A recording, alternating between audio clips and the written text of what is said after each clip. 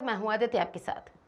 बालाघाट जिला मुख्यालय में समयक अभियान के जिला समन्वयक जुगल शर्मा, समयक अभियान के बालाघाट क्षेत्र के समन्वयक शेषराम रहंगडाले, समयक अभियान परसवाड़ा क्षेत्र के समन्वयक उदय सिंह नकपुरे, समयक अभियान कटंगी क्षेत्र के समन्वयक देवराज भोयर, समयक अभियान वाराणसी क्षेत्र के समन्वयक लोमहर्ष विसेन, वाह चमक अभियान लांजी क्षेत्र की समन्वयक श्रीमती रचना लिल्हारे द्वारा संयुक्त रूप से आयोजित समयक अभियान कॉन्फ्रेंस को संबोधित करते हुए सुप्रसिद्ध विचारक भास्कर राव रोकड़े ने युवाओं से आग्रह किया कि वह बेरोजगारी के मूल कारणों को समझें तथा संगठित होकर बेरोजगारी के मूल को प्राप्त कर संभावनाओं की ओर अग्रसर होते हुए नव क्रांति को प्राप्त करें।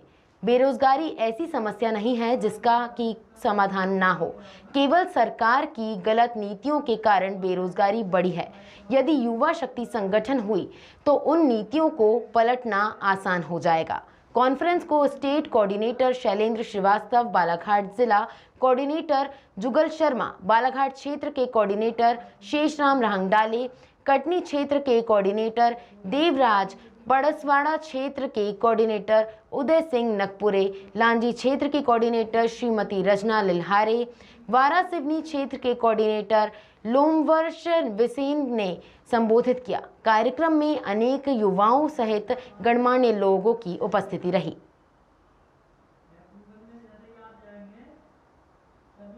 योग्यता भी कोई काम की नहीं है और तब तक आपकी क्षमता भी कोई काम की नहीं।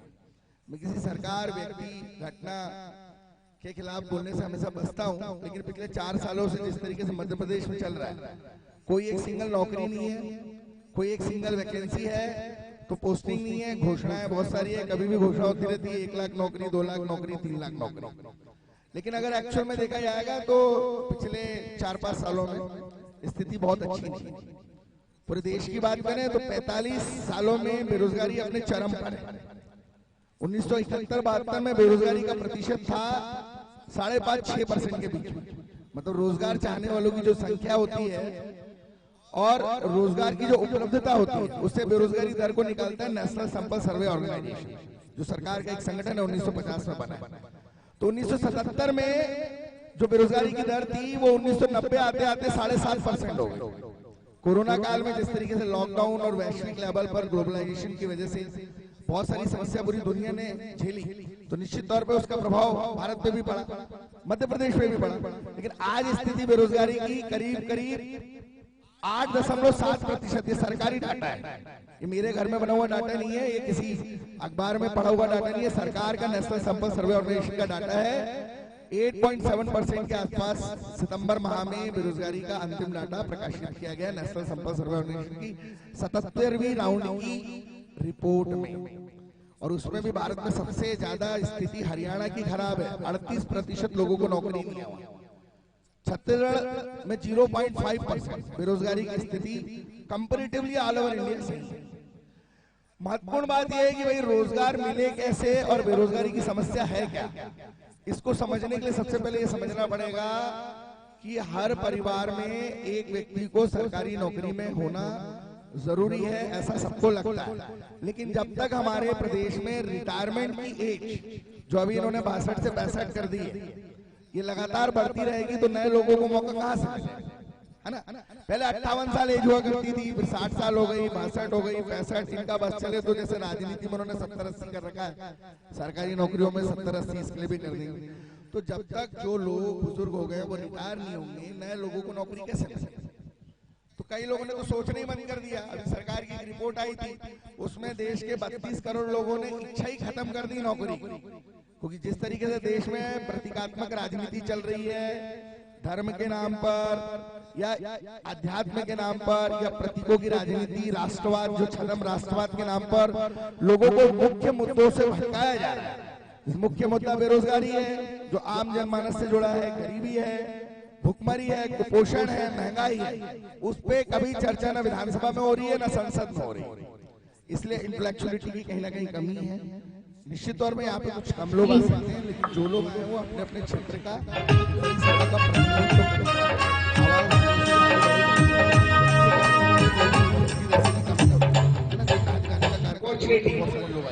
वो काम है उन सरकारों का जो जनता के द्वारा चुनी गई। लोगों की उपलब्धता थोड़ी सी हमेशा कम रहती है, लेकिन उससे कोई फर्क नहीं पड़ता।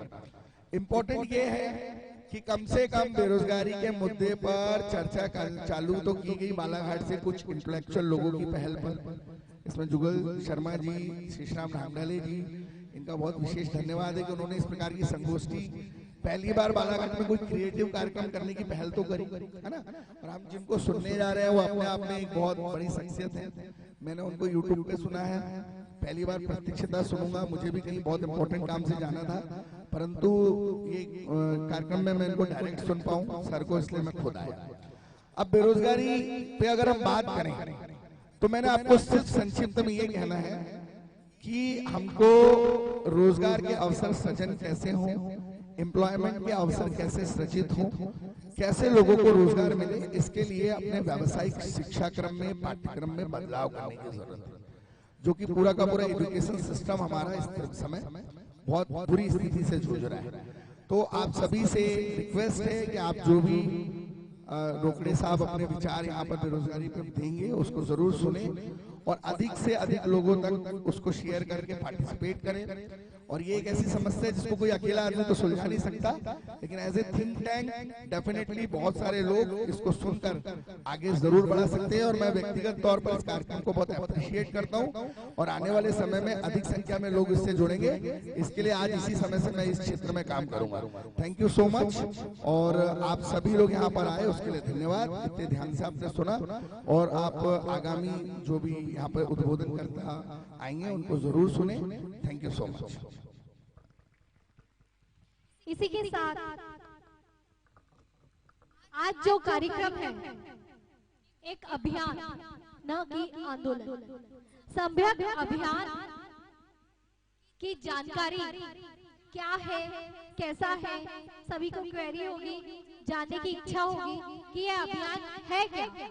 तो उसकी जानकारी देने के लिए मैं इनवाइट करूंगी आदरणीय श्री शैलेंद्र श्रीवास्तव जी को, जो कि स्टेट कोऑर्डिनेटर है हमारे इस अभियान के। मैं उनको इनवाइट करूंगी ताकि वो आपको समझाएं।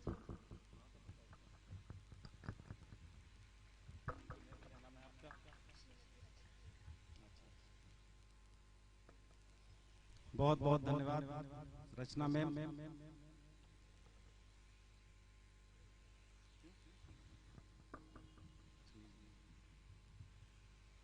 आज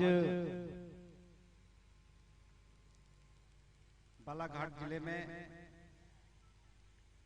सम्यक अभियान के कॉन्फ्रेंस में हमारे बीच में उपस्थित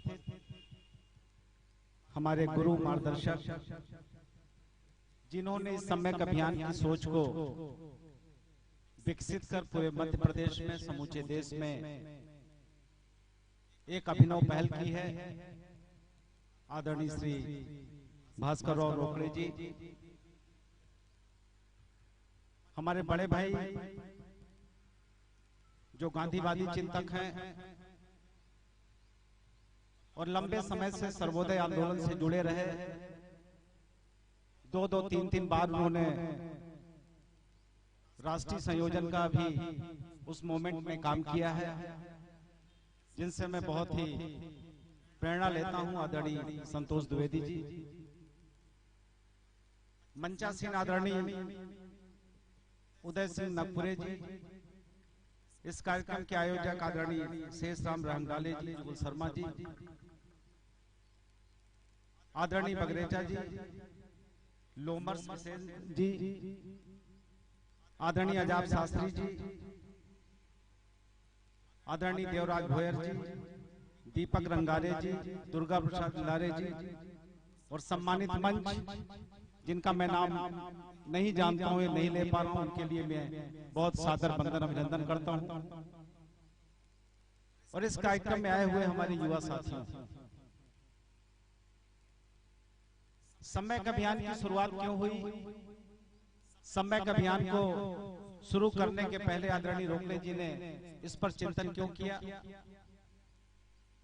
क्योंकि आदरणीय रोकड़े जी आपके बीच के हैं, इसी बालाघाट के रहने वाले हैं और राष्ट्रीय चिंतक हैं, लेखक हैं, विचारक हैं।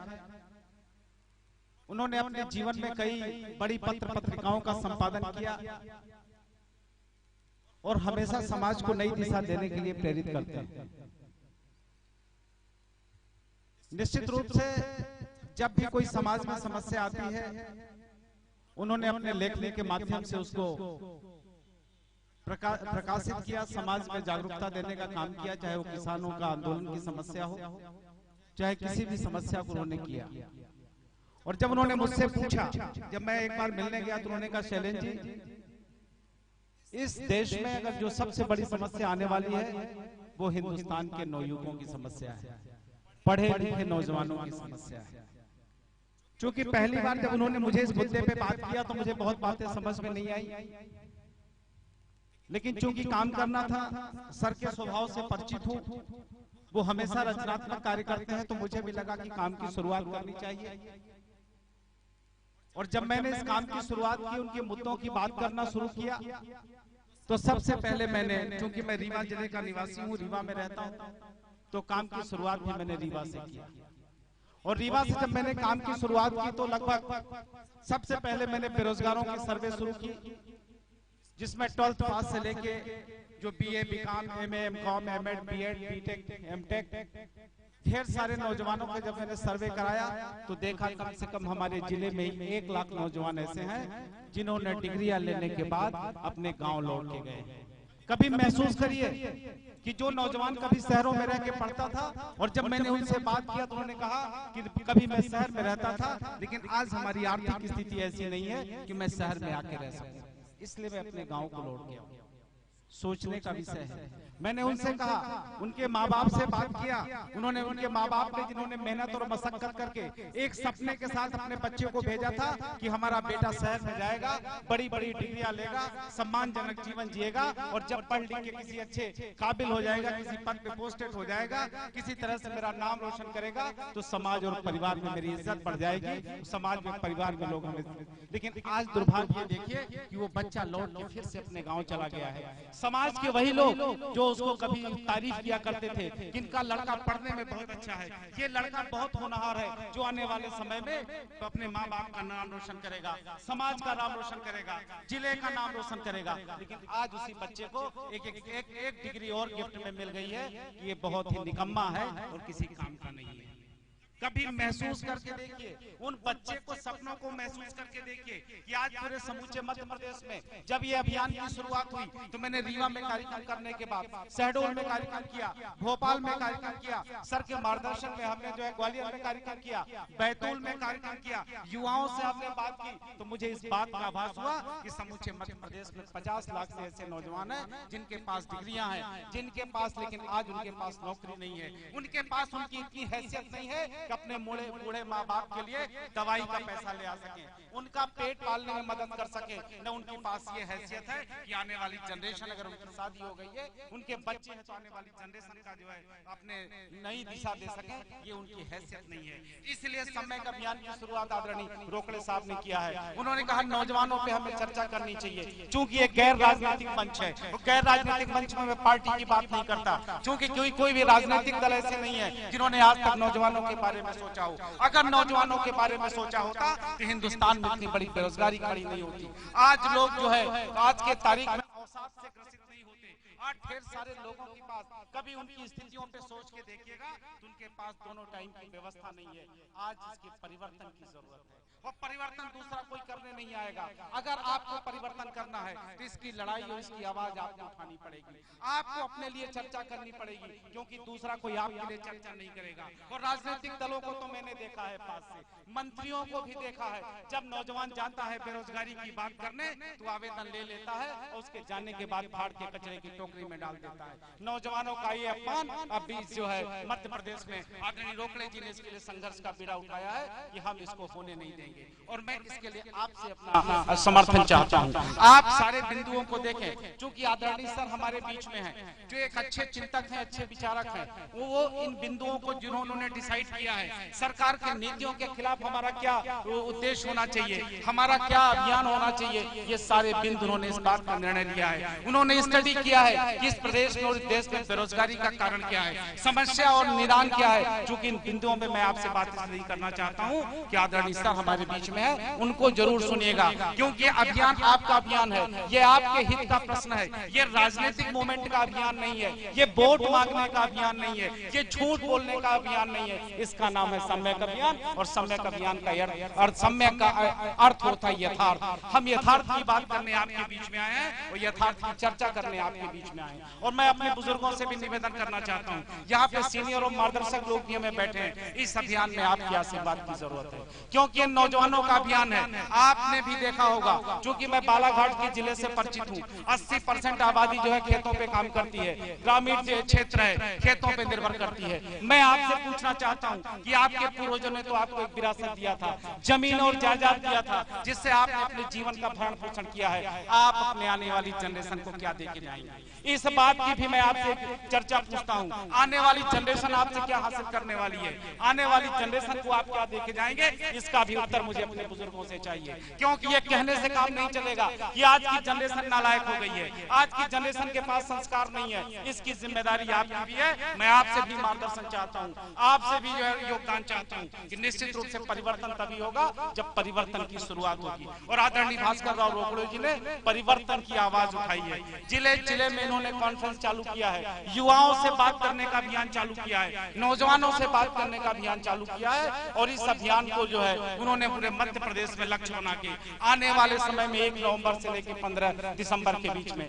मध्य प्रदेश के 52 जिले 138 सभाओं लेके नौजवानों के साथ बातें करके कॉन्फ्रेंस करके इस मूवमेंट में चर्चा करने का लक्ष्य बनाया है। इसमें मैं आपका आशीर्वाद चाहता हूँ, नौजवानों से सहयोग चाहता हूँ। आप उनकी बातों को सुने, उनके बातों को सुनने के बाद चिंतन करें और चिंतन करने के बाद इस अभियान में जुड़ जाएं। निश्चित रूप से पूरे मध्य प्रदेश के परिवर्तन का अभियान है, और जिस दिन आप संकल्प लेके परिवर्तन की शुरुआत करेंगे, दुनिया को कोई ताकत नहीं है जो इस परिवर्तन को रोक सके। और आपके परिवर्तन की आवश्यकता है, आपके सोच की आवश्यकता है, क्योंकि किसी भी अभियान की शुरुआत तभी होगी जब आप स्वयं परिवर्तन करना शुरू करेंगे। और जब तक आप परिवर्तन शुरू नहीं करेंगे, दूसरा आपके परिवर्तन नहीं कर सकता है। खुदा ने उस कौम की किस्मत नहीं बदली जिसे खुद न ख्याल हो किस्मत बदलने का। इसलिए परिवर्तन की आवाज बने। सम्यक अभियान परिवर्तन का अभियान है, सम्यक अभियान स्वाभिमान का अभियान है, सम्यक अभियान सम्यकता का अभियान है, सम्यक अभियान सम्मान का अभियान है। अगर आपको इस अभियान में आपको लगता है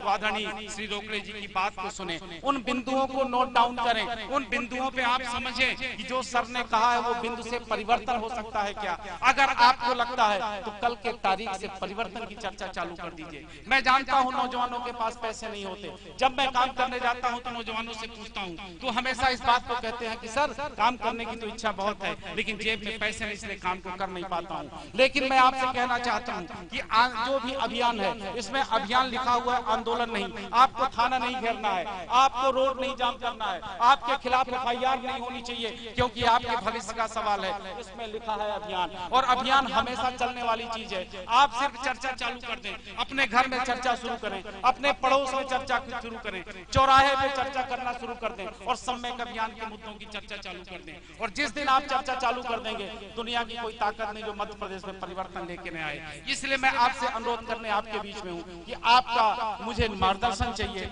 आपका मुझे सहयोग चाहिए, और अपने जो आदरणीय बुजुर्ग हैं, जो हमारे सीनियर्स लोग हैं, उनका आशीर्वाद इस अभियान के लिए चाहिए। ये अभियान चलेगा तो समूचे मध्य प्रदेश में चलेगा, समूचे हिंदुस्तान में चलेगा, लेकिन परिवर्तन की शुरुआत आपसे होगी। इसी के साथ आपके बीच में आया हूँ। एक छोटी सी कहानी के साथ में अपनी बात को खत्म करूंगा कि एक बार एक जंगल में आग लगी, और जब जंगल में आग लगी तो सारे जानवर भाग गए। एक छोटी सी चिड़िया थी जो चोंच में पानी लेके आती और आग को बुझाने का काम करती।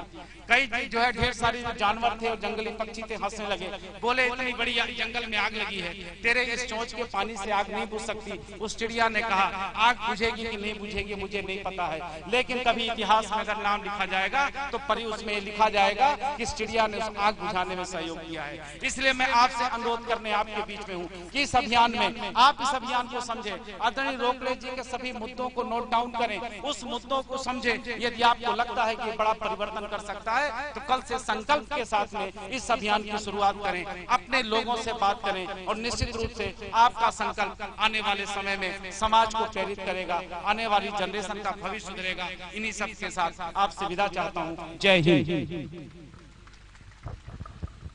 थैंक यू सो मच, बहुत बहुत धन्यवाद।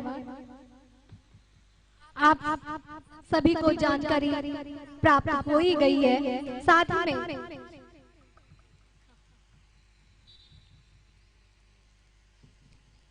इसके बाद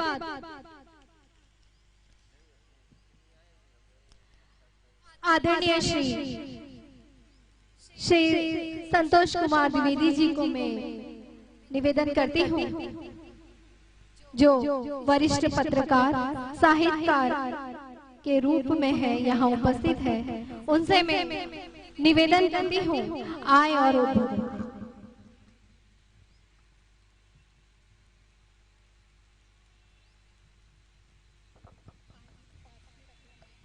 जी जी। सम्यक अभियान के प्रणेता, प्रवर्तक और नेतृत्वकर्ता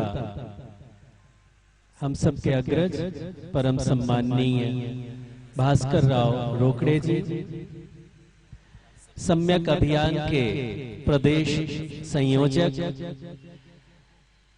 कुशल संगठन शिल्पी, जुझारू कार्यकर्ता भाई शैलेंद्र श्रीवास्तव जी, यहाँ मंच पर मौजूद बालाघाट जिले के सभी प्रतिष्ठित राजनीतिक नेतागण, सामाजिक कार्यकर्तागण, बहनों, भाइयों और नौजवान साथियों, मैं बैठकर बहुत गहराई से सोच रहा था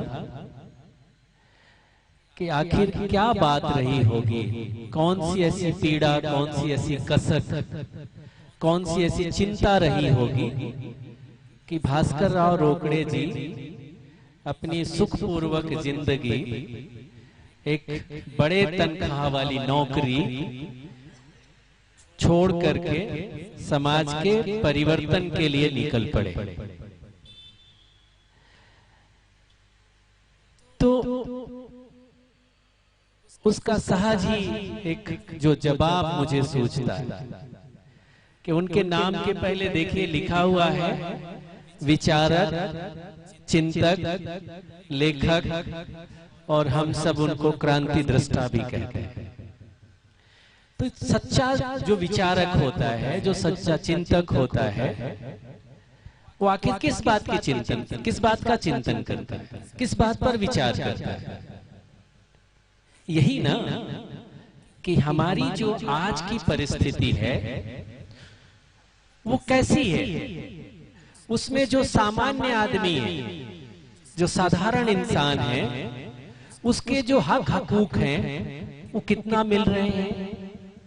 इस समाज की जो भावी पीढ़ी है, जिसके ऊपर इस देश और समाज का भविष्य है, वो नौजवान पीढ़ी किधर जा रही है?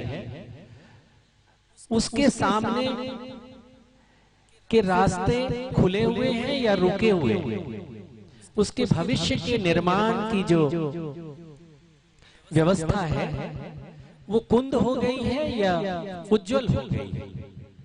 तो लगातार उन्होंने इस बात पर चिंतन किया और ये देखा तो वो शांत बैठ नहीं पाए।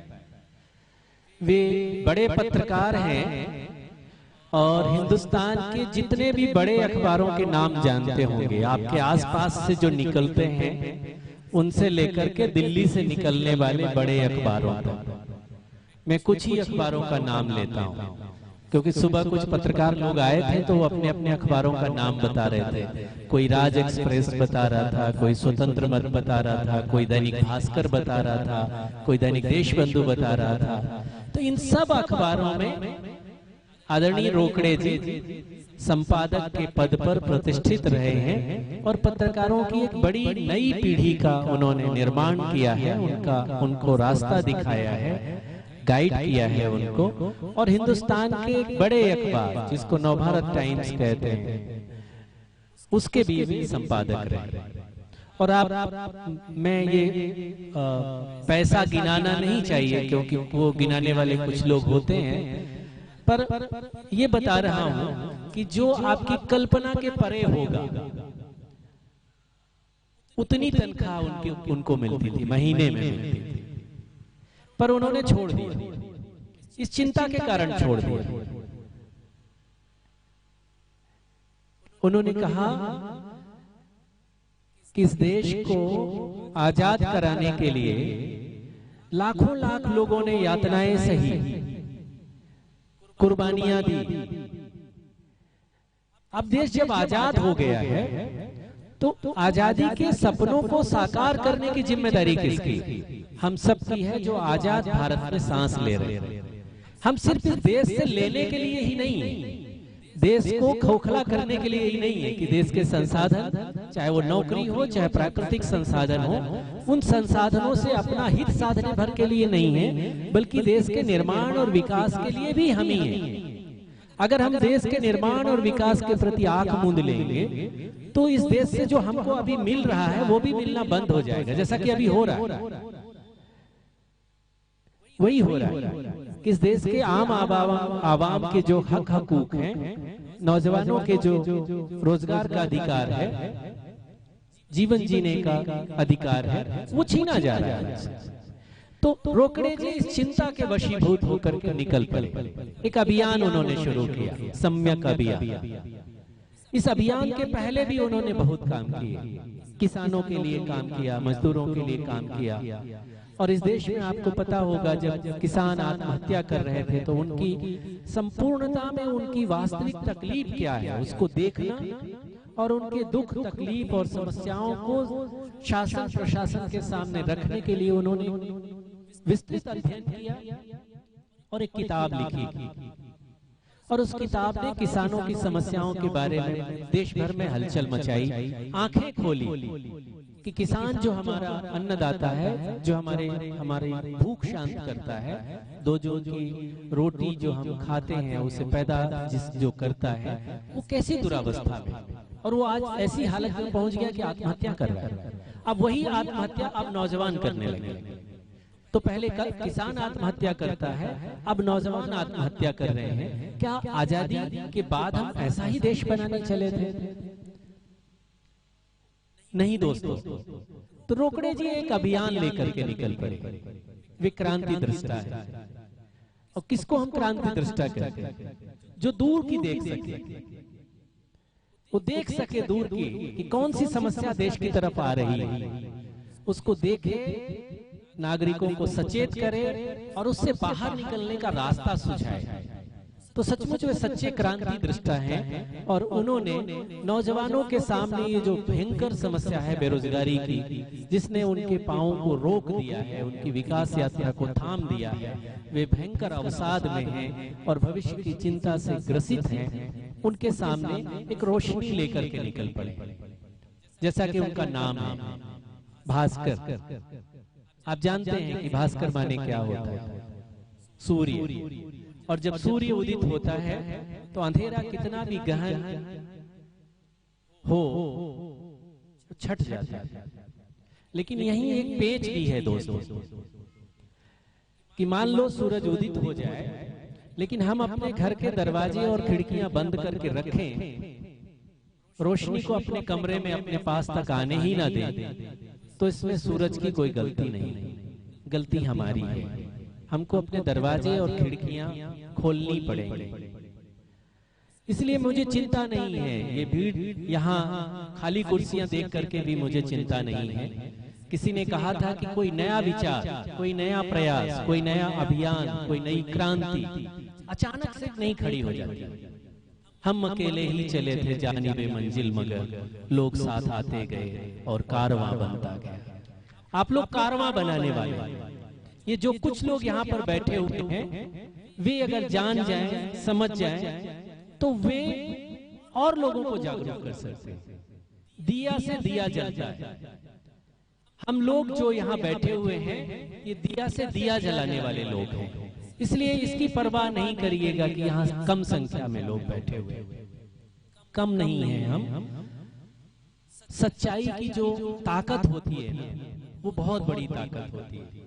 कोई भी अभियान सच्चाई की ताकत से आगे बढ़ता है। अगर उसके अंदर सच्चाई है, नेक नियति है और मनुष्यता का भला करने की टेक है, तो निश्चित रूप से वो कारवां बड़ा होता जाएगा। लोगों की समझ खुलेगी और उन्हें लगेगा कि हाँ, ये बात तो सही है, मुझे इससे जुड़ना चाहिए, मुझे इसके साथ चलना चाहिए।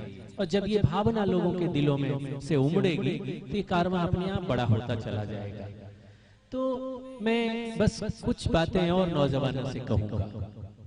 ये सम्यक अभियान नौजवानों को समर्पित अभियान।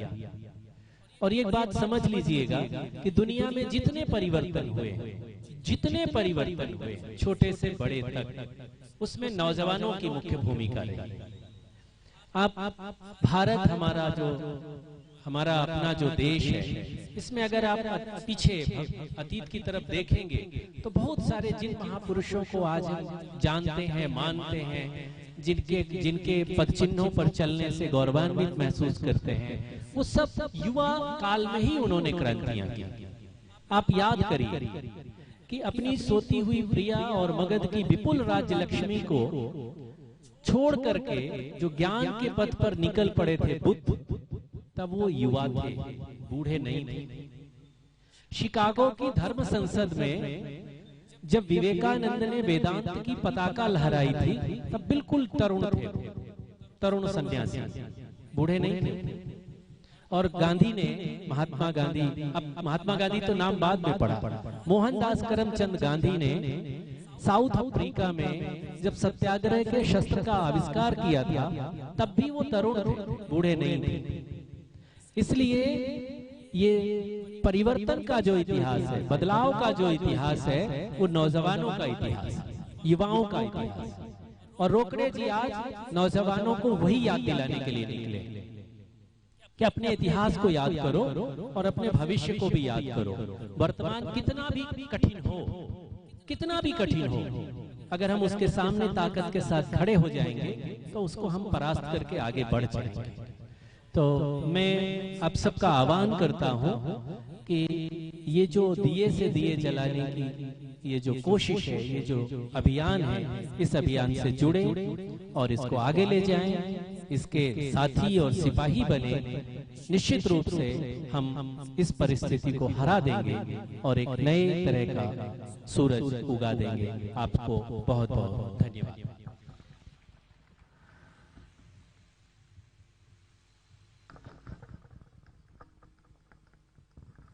आप सभी यहाँ उपस्थित हैं, आप सभी जानते हैं आज हमने हमारे बच्चों को किस कदर शिक्षा देने के लिए हमने क्या क्या प्रयास करे, उनको हमने शिक्षा प्राप्त कराई ताकि वो अच्छी नौकरियां प्राप्त कर सके और एक उच्च स्तर पर जाए ताकि वो हमारे माता पिता का, हमारे परिवार का और वो खुद अपने परिवार का लालन पालन कर सके और एक उच्च स्तर पर जाकर पहुंचे और हमारा नाम रोशन करे। लेकिन आज पूरे देश भर में जिस कदर बेरोजगारी पूरी घुस चुकी है और चरम सीमा पर पहुंच चुकी है, जिसका कोई विकल्प नहीं मिल रहा है, इसी के कारण आज और ये जो अभियान की शुरुआत हुई है, हम जैसे बेरोजगारी पूरी हर तरफ फैली जा रही है। आज हम कहना चाहिए आमदनी तो 98 है और खर्चा रुपया है। आज महंगाई कितनी भी हो जाए, लेकिन अगर हमारी आमदनी अच्छी रहेगी, हमारे बच्चे, अगर हमारा व्यवसाय अच्छा चलता रहेगा तो हम कितना भी खर्चा कर सकते हैं और कुछ भी उसके लिए कर सकते हैं। लेकिन बेरोजगारी बहुत एक अहम समस्या है। अगर आज की तारीख में सबसे ज्यादा अगर परेशानी से अगर इंसान भुगत रहा है तो सिर्फ और सिर्फ बेरोजगारी के लिए। तो मैं बहुत धन्यवाद करती हूँ हमारे मुख्य अतिथि जी का, जिन्होंने ऐसा अभियान चलाया जिससे हमें जागरूकता और हमारे माता पिता को एक आस मिल सकती है। तो इसी के साथ में मैं उनको उद्बोधन के लिए बुलाना चाहूंगी। हमारे मुख्य अतिथि सम्मानीय श्री भास्कर राव रोकड़े जी। शिक्षित बेरोजगार युवाओं के लिए संकल्पित सम्यक अभियान कॉन्फ्रेंस में भाग ले रहे मुख्य सहभागी मेरे युवा साथियों, इस अभियान को गति प्रदान कर रहे सम्माननीय पत्रकार बंधुओं, मंचासीन सम्माननीय वरिष्ठ पत्रकार उमेश भागरेचा जी, सम्यक अभियान के प्रदेश संयोजक मेरे प्रिय श्री शैलेंद्र श्रीवास्तव जी, गांधीवादी चिंतक मेरे अत्यंत प्रिय 30 वर्ष पुराने साथी प्रिय श्री संतोष कुमार द्विवेदी जी, मेरे सहपाठी माननीय श्री अनूप सिंह बैस जी, सम्यक अभियान के जिला संयोजक सम्माननीय श्री जुगल शर्मा जी, सम्यक अभियान के बालाघाट क्षेत्र के संयोजक श्री शेषराम रांगडाले जी, सम्यक अभियान के परसवाड़ा क्षेत्र के संयोजक सम्माननीय श्री उदय सिंह नकपुरे जी, सम्यक अभियान के कटंगी क्षेत्र के संयोजक सम्माननीय श्री भोयर जी, श्री आजाद शास्त्री जी, दीपक रंगारे जी, वाराणसी क्षेत्र के सम्यक अभियान के समन्वयक श्री लोमहर्ष बिसेन जी, सभी उपस्थित गणमान्य बंधुओं, मेरी माताओं एवं बहनों, यह सम्यक अभियान एक अभियान है, आंदोलन नहीं। मेरा युवा साथियों से आग्रह है कि वे मेरी बातों को सुनकर, तथ्यों को जानकर आवेश में ना आए, किसी भी प्रकार का धरना, प्रदर्शन, आंदोलन, रैली आदि गतिविधियों में भाग न ले, सिर्फ संगठित हो, आपस में चर्चा करे, विचार क्रांति अभियान चलाए, समस्या के मूल में जाए और समाधान को करीब से देखे। युवा साथियों, दिल्ली से लेकर राज्य के हर जिले में मुझसे मेरे पत्रकार बंधु पूछते हैं कि आखिर क्या बात है कि आपने इस अद्भुत अभियान को शुरू किया है, क्या आप नव क्रांति ला पाएंगे और क्या एक अकेले व्यक्ति से नव क्रांति संभव है? तो मैं उनसे कहता कि अकेले व्यक्ति से नव क्रांति तो बिल्कुल संभव नहीं है, लेकिन मैं अकेला चल ही नहीं रहा हूँ, मेरे साथ लाखों युवा चल रहे हैं और निश्चित रूप से चलेंगे। वे कड़ी बनाएंगे, चैन बनाएंगे, एक दूसरे तक संदेश पहुंचाएंगे और जब वे समस्याओं को करीब से जान पाएंगे, उसके बाद माता पिता को समझाएंगे, दादा दादी को समझाएंगे, भाई भाभी को समझाएंगे और एक ऐसा वातावरण बनेगा जब झूठ का पुलिंदा परोसने वाले लोग धराशायी हो जाएंगे। युवा साथियों, यदि अच्छे दिन लाना है तो आप सब लोगों को संघर्ष करना होगा, चाहे वो बौद्धिक स्तर का संघर्ष क्यों न हो, क्योंकि किसी झूठे और धोखेबाज व्यक्ति के कहने से अच्छे दिन नहीं आ सकते। इस अभियान की शुरुआत एक बहुत ही चिंतनीय घटना के साथ हुई। एक आईएएस अधिकारी जो मुझे अपना गुरु मानने लगे थे, मैं नहीं जानता किस कारण से भी अपना गुरु मानते थे, लेकिन वे एक जिले में कलेक्टर के पद पर पदस्थ थे। वे मेरे पास आए, उन्होंने कहा, गुरुदेव मेरे साथ चलिए, मैं एक कार्यक्रम में आपको ले जाना चाहता हूँ। तीर्थ दर्शन यात्रा से लौटे बुजुर्गों को देखिए, उनके भावों को पढ़िए और मैं चाहता हूं कि उन पर एक पुस्तक आपकी ओर से लिखी जाए। मैं इसके लिए तैयार नहीं था, लेकिन काफी कुछ आग्रह के बाद मैं विवश हो गया। उनके साथ गया, ट्रेन आई, ट्रेन रुकी, बड़े सारे गुलदस्ते फूल आदि उनको देकर सम्मान किया जाने लगा। थोड़ा बहुत भाषणबाजी भी हुई, थोड़ी सी ज्यादा ही हुई, थोड़ा बहुत क्या।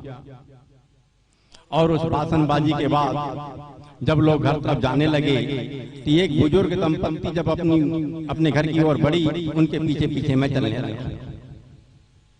मेरे पीछे मेरे सहायक और कलेक्टर को लगा कि बात क्या है, आखिर रोकड़े साहब जा कहाँ रहे हैं। उन्होंने भी एक तहसीलदार को पीछे पीछे लगा दिया। जब मैं देखा कि बुजुर्ग अभी इस घर के सामने रुका है, रुकते से ही उनका स्वागत घर में भी किया गया। सामने रखी 5-7 कुर्सियां थी, वहां बैठे दोनों बुजुर्ग बैठे। उस बुजुर्ग के पुत्र ने अपने पिता से कहा, जो कि इंजीनियरिंग तक पढ़ा हुआ था, उसने अपने पिता से कहा, दादू प्रसाद देना। पता नहीं क्या हुआ, वे बुजुर्ग पिता अजीबोगरीब तरीके से झल्लाने लगे, ऐठने की स्थिति में आ गए। बोले, हाँ देता हूं, प्रसाद देता हूं, प्रसाद चाहिए, प्रसाद देता। पुत्र ने बोला, दादू क्या हो गया, मैं प्रसाद ही तो मांग रहा हूं, कुछ थोड़ी ना मांग रहा हूं। मांगेगा भी क्या, सब तो ले लिया। अरे निकम्मे, तेरे को मैंने इंजीनियरिंग की पढ़ाई कराया, शादी किया, बहू भी MBA तक पढ़ी लिखी आई। सोचा भी नहीं था कि मेरे छाती पर मुंह डलेगा। हर 2, 4, 8, 10 दिन में मेरे से रुपयों की मांग करेगा। भला हो वो श्रवण कुमार का, जिसने मुझे तीर्थ यात्रा करा दिया। अब हो गया, अब अधिक जीने की आस नहीं, अब जी लिया जितना जीना था। अरे निकम्मे, तेरे भरोसे रहता तो क्या खाक तीर्थ यात्रा कर पाता। पुत्र परेशान हो उठा, हम भी खड़े थे, इसलिए देखते से दूसरा व्यक्ति अगर कोई और होता है तो बड़ा परेशानी और बढ़ जाती है युवाओं की। ऐसा लगता है कि हम बहुत अधिक अपमानित हो रहे हैं। अवसाद का मुख्य कारण भी यही होता है। तो पुत्र विचलित हो चुका, उसके आंखों से आंसुओं की धारा बहने लगी। यह देखकर मैं शांत नहीं रह पाया, मेरे आंखों के आंसू भी बहने लगे। मैं खड़ा हुआ, उसके पास गया, उसे गले लगाया, बेटा चिंता न कर, ये परिस्थितियां आती है, निकल जाएगी। इनको भी समझना पड़ेगा कि आखिर बेरोजगारी क्यों आई है। मैंने उनके पिताजी से पूछा कि भाई साहब आप ये बताइए, आपके पुत्र को निकम्मा किसने बनाया। आपने तो पढ़ाया लिखाया सब कुछ किया, लेकिन इसकी इस स्थिति के लिए जिम्मेदार कौन है। इसे अवसरों तक किसने नहीं पहुंचने दिया। क्या आप इसके बारे में चिंतन कर सकते हैं। उनकी माता से पूछा, उनकी माता थोड़ी सी द्रवित हो उठी, उसके आंखों से आंसू निकलने लगे और कुछ ही दूरी पर खड़ी उनकी पुत्रवधू, उसका हाल बेहाल था और वह बोलने लगी कि सर अब तो हमें लगता है जीना ही कठिन हो गया है। कितना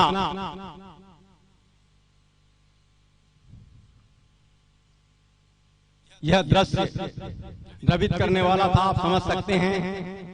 कितनी बड़ी समस्या थी, समझ सकते हैं। ये सामान्य बात है, लेकिन इसे समझ में लोग नहीं आता। लोग मानते हैं कि वो जो तीर्थ यात्रा करा रहा है वो श्रवण कुमार है, जबकि मेरा मानना है कि यदि इंजीनियरिंग तक पास आउट उस युवा को नौकरी का अवसर दे दिया जाए, उसके पुत्र वधू को नौकरी का अवसर दे दिया जाए, तो वे ना केवल माता पिता को तीर्थ यात्रा करा देंगे बल्कि अपने घर में ही तीर्थ स्थापित करके रख देंगे।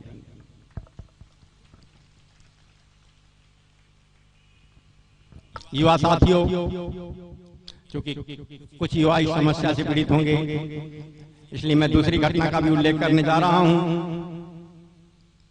रीवा जिले का एक युवक मेरे पास आया, पता नहीं उसे कहां से मेरे बारे में जानकारी मिली। आया बोले कि सर मैं आपके पास आया हूं, कुछ समस्या लेके आया हूं। हमने बोले बताइए क्या बात है। बोले सर मैं आत्महत्या करना चाहता हूं। तो मैंने बोला ये कौन सी बात हुई, आप समस्या लेके आए, समस्या बताइए, आत्महत्या की बात क्यों कर रहे हैं। बोले सर मेरे कुछ रास्ता समझ नहीं आता, आत्महत्या करना चाहता हूं और लेकिन आत्महत्या भी कैसे करूं ये भी समझ नहीं आ रहा है। अरे बड़ी अजीबोगरीब स्थिति। मैं उसे बैठाला, पानी पिलाया, चाय पिलाया। अब बता भैया क्या बात है, करते क्या हो। उसने कहा मैं विद्युत मंडल में केपीओ के पद पर पदस्थ हूं, क्योंकि मैंने एसडीओ सुना था, एग्जीक्यूटिव इंजीनियर सुना था, चीफ इंजीनियर सुना था, सारे पद सुन तो लिया था, लेकिन ये केपीओ नहीं सुन पाया था। मैं पूछने लगा भैया ये केपीओ क्या होता है, ये कौन सा पद है, क्या आप कोई ऑफिसर हैं।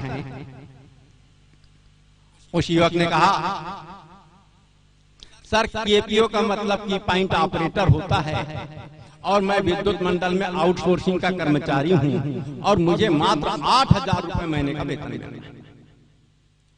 समस्या यह है कि जैसे ही आउटसोर्सिंग के तहत मुझे केपीओ के पद पर नौकरी मिली, मेरे पिता बहुत खुश हो गए। उन्होंने प्रचारित करना शुरू कर दिया अपने घर परिवार रिश्तेदार नातेदार दोस्त यारों सब में कि मेरा बेटा केपीओ बन गया है, अब इसकी शादी करना है। शादी के रिश्ते आने लगे। पिता ने बताना शुरू किया मेरे बेटा को 45,000 रुपए महीना का वेतन मिल रहा है, उसकी शादी करना है, केपीओ है केपीओ। रिश्ते आने लगे। पिता ने बेटे को विवश कर दिया, बेटा रिश्ता आएगा, झूठ मत बोलना, रिश्ता आएगा, ऐसा मत बोलना कि झूठ बोल रहा है, लेकिन झूठ जरूर बोलना, और वो झूठ ऐसा बोलना जिसको किसी को समझ में ना आए कि आप झूठ बोल रहे हो।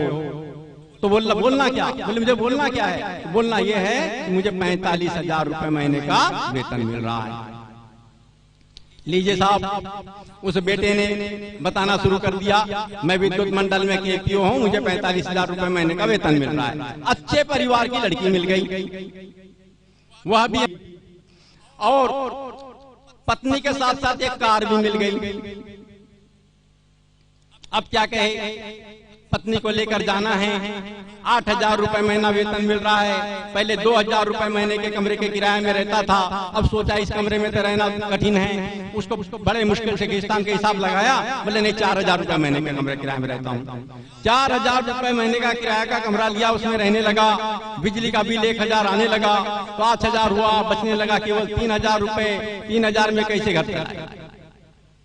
बड़ी विपरीत परिस्थितियों का सामना कर रहा था, कर्ज भी जितने दिन तक लेता रहा देता रहा, ले सकता था लिया, कोई बात नहीं, घर चलना कठिन था। पत्नी बोले कार से घुमाने नहीं ले जाते, आखिर कार क्यों दिया मेरे बाप ने।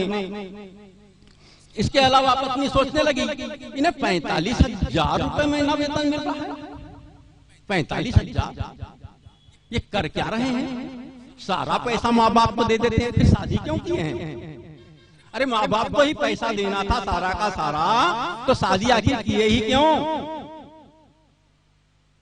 लीजिए, पत्नी के सामने ये कह नहीं सकता था कि मुझे 45,000 नहीं 8,000 ही मिल रहा है। माता पिता जिन्होंने उन्हें झूठ बोलने के लिए कहा था, और झूठ भी ऐसा बोलने के लिए कहा था कि झूठ जैसा न लगे, वे माता पिता अब कहने लगे बड़ा निकम्मा निकला, महीने के 2-4 रुपए भी नहीं देता, पढ़ाया लिखाया इंजीनियर बनाया, शादी किया, सब कुछ किया, और बीवी का गुलाम बन गया। अब साहब मुझे बताइए मैं करूं तो क्या करूं। मेरे पास आत्महत्या के अलावा कोई रास्ता नहीं है।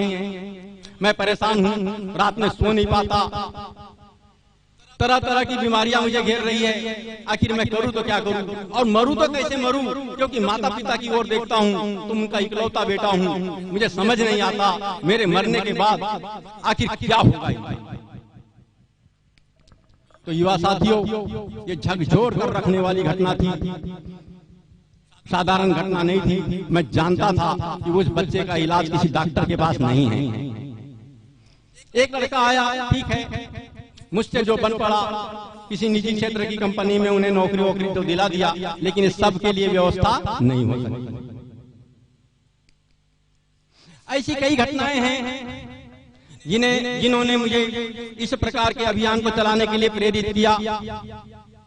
मैं ये कोरोना काल की बात है, मैं कई युवाओं के बीच गया। लोग सो रहे थे, कोरोना से डर रहे थे, परेशान थे, बेचैन थे। सामने गए तो बीमारी हो जाएगी, कोई छींकेगा, कोई खांसेगा और हम मर जाएंगे। मैंने उस मौत के डर को छोड़ा, लोगों के बीच जाना शुरू किया, युवाओं के बीच जाना शुरू किया, उनसे पूछना शुरू किया। पूछा, बेटा बताओ आपकी समस्या क्या है? बोले साहब बेरोजगारी। आप समझते हो बेरोजगारी क्यों बढ़ी है? साहब समझ में नहीं आता। बेरोजगारी का कारण क्या है? समझ में नहीं आता। बेरोजगारी का समाधान क्या हो सकता है? समझ में नहीं आ सकता। इसके लिए दोषी कौन है? समझ में नहीं आता। मतलब बच्चों के पास कोई जवाब नहीं था।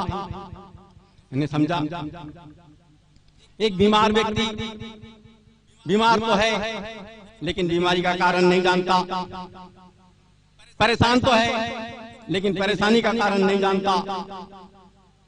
ये इस समस्या से भी बड़ी समस्या है। तब मैंने काफी अध्ययन किया, चिंतन किया, शासकीय विभागों में गया, निजी क्षेत्र की कंपनियों में गया, पीथमपुर में अपने 10-12 सदस्यों के साथ अध्ययन करवाया